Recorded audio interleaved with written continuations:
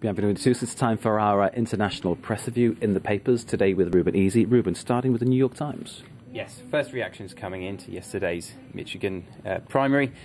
Piece in the New York Times entitled "No GOP Anchor in Sight." Basically, as you said there, we've had three primaries, three different winners, all appealing to a different bit of the constituency. Huckabee gets the religious right, Romney gets the economic, people who want low taxes, McCain basically picks up everyone else, the independents. So they're saying the party is at what they describe as adrift, unenthusiastic. Basically, we're no wiser as to who might get the nod for the Republican nomination. And this is before we even introduce people like Rudy Giuliani into the mix.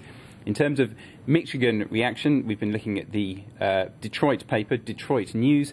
They were saying economic issues were to the fore for Michigan voters. The state's been very hard hit with its car industry, things like that. So the so-called pocketbook issues dominating there. And they say where Michigan has gone, the rest of the country is likely to go for the election as a whole. Excellent analysis there. I like McCain because he's got the best election theme song, Johnny Be Good. Great song. Can't top it. Okay. Chuck Berry. Moving on. I think the most interesting article I found today in the Times of India. Brilliant analysis piece there by a chap called Brahma Chelani. Now this is Manmohan Singh, Indian Prime Minister, is in Beijing at the moment, and he's been looking at Indian-Chinese relationships, and he says there are two key areas. Tibet and Burma, he says, are crucial to relationships between these two countries. A lot in common. Autocratic regimes, one, the Chinese itself, in Burma, propped up by the Chinese, both with these sort of inspirational opposition figureheads, Aung San Suu Kyi and Dalai Lama, both heavily influenced by India and Gandhi. Dalai Lama even lives in exile in northern India. And the writer here saying that with China increasingly preeminent around India's borders, in Pakistan and Burma itself, of course, that India needs to keep up its support of these opposition leaders. So I'd recommend anyone to read that piece. Okay, next. Little piece in Arab News. This is a Saudi paper, but it's in English. Now, George Bush has been ending up his visit. He's finishing his visit to the country. That's over. All the foreign journos and correspondents have moved out of the country.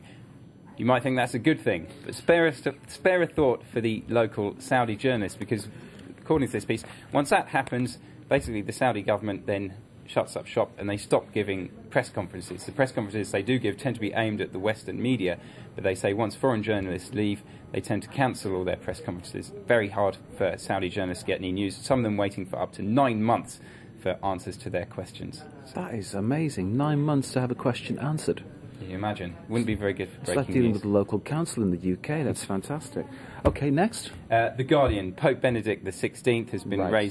raising heckles once again. We've got a nice picture from the Guardian there, as Benedict looking rather sort of demonic. That's a student protesting dressed in a Benedict mask.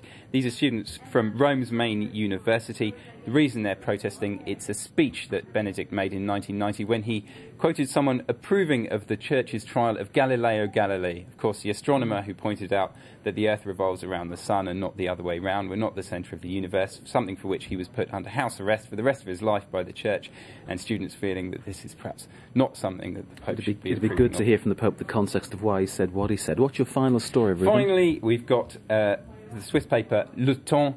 Now, the good news for anyone who ever thought that money was the root of all evil, researchers in Switzerland have found that the flu virus, which has been particularly nasty this winter, I think, can survive for up to 17 days on a banknote. So you can have the flu virus living on your cash in your pocket. So what you're saying is it actually pays to be skinned. There we go. Right. Fantastic. Ruben Easy with our international press review, which you can check out again on our website, which is www.france24.com. You're watching France 24. Stay with us.